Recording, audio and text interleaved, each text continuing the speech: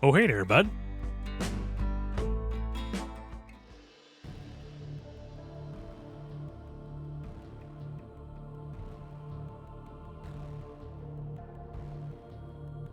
You must be wondering what transpired here in this alleyway. Well, that is a long and convoluted tale that time will not allow me the benefit to fully tell. What was that? Oh, him? Don't fret your pretty little mind on that detail, since that no longer matters. So should I proceed in telling you a brief version of tonight's events, or just skip to the ending? Don't answer that. It's more fun if we drag this out a bit, so don't go anywhere. Now this story begins a few hours back whilst I sat under the radiant red neon sign of this shit bar next to us. Such trash goes in and out of that place. I'm surprised that it remains open after all these years, but I digress. Now, an unnerving feeling sat in my chest. My mind was running wild with all the possible scenarios of how my grand vision would end. The only thing tying me to reality was my shaking hands from either the nerves or the cold. Time was moving like a glacier. The sound coming from my wristwatch was driving me closer and closer to madness. Tick, tock, tick, tock, tick, tock, tick, tock. Whoa, whoa, whoa. Where do you think you're going? The story's not over yet, and you do not have permission to be dismissed. So park your ass where it stands so this tale can end. Now, where was I? Oh yes, my descent into madness, don't worry, does not last long as this gentleman finally made his appearance. I could provide some background on who he is, but fuck that prick.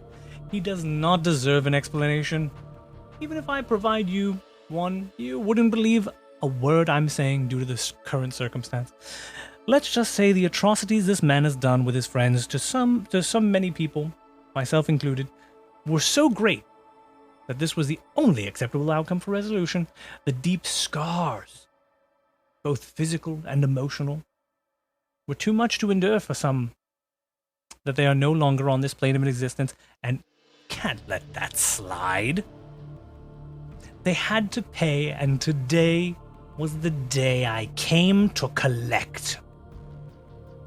Now, if you're thinking, should have gone about it a different way, and then you know nothing. Many of the abused tried, and all failed. These pricks have families with friends in high places that we all stood no chance of winning any battle. I know you didn't actually say this, but your face paints a very different picture. So if you don't mind correcting that before I have to, that would be much appreciated. At this point of the tale, the gentleman is enjoying his drinks with his buddies and while failing miserably on hitting on the bartender. Time meant nothing, since I was willing to wait as long as possible to kick off my master plan. Seconds turned into minutes, minutes into hours. Closing time came, but these pricks refused to leave the bar. The doorman and a security team had to escort them out the door. I just had to wait a little bit more for go time. I didn't have to wait long. This man decided that he needed to piss. So he split off from his friends and headed into this alleyway. This was the long-awaited beginning of the end for him. I exited my vehicle quietly as possible, as not to draw any attention from any prying eyes that might be hanging around the bar. I needed to move swiftly through the dark to make it to my prey, as my window for this hunt was closing fast. Moving from shadow to shadow like a leopard through the trees, trying to avoid the streetlights along the way, I made it to the alley. There stood the prey, blissfully unaware of the predator behind him. I've thought of this moment thousands upon thousands of times, running through different scenarios on how this will go, but the end was always the same. I proceeded in calling out his name. Now, I'm not telling what his name is, since there's a lot of power in knowing a name. I'm not foolish enough to tell you. Do I look foolish to you? Do I? I don't think so. This gentleman did not acknowledge me calling him, so I moved in closer and called his name again. All I got this time was a quick glance over the shoulder and told to fuck off. I did not take kindly to being told to fuck off, so I got right up behind him. I whispered in his ear, "Do you remember me?" Before he even had a chance to answer that question, the sea of red was already roaring out, since as you see my blade made quick work, cutting through the flesh of his neck. My plan of painting the town red with his blood was coming to fruition, and I was overjoyed! Watching the life fade away in this man's eyes made the years of planning worth the wait. I finally accomplished my plan, or so I thought. This brings us to this moment. This is where his tale ended, but ours began. You were not accounted in my plan, and therefore it is now not complete. So,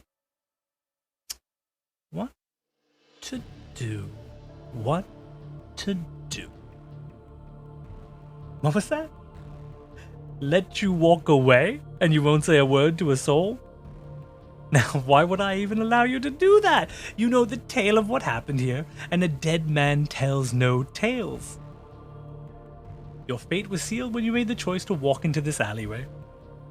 So, how do you want your tale to end? You know what? No need to fret about the detail. By the time you come up with one, I've already closed the book on your life, and those thoughts would be lost forever in the ether.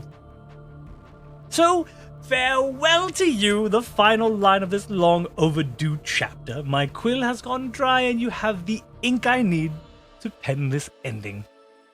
One last thing before you go, be a doll. When you meet this man at the River Styx, tell him his friends shall be joining him shortly.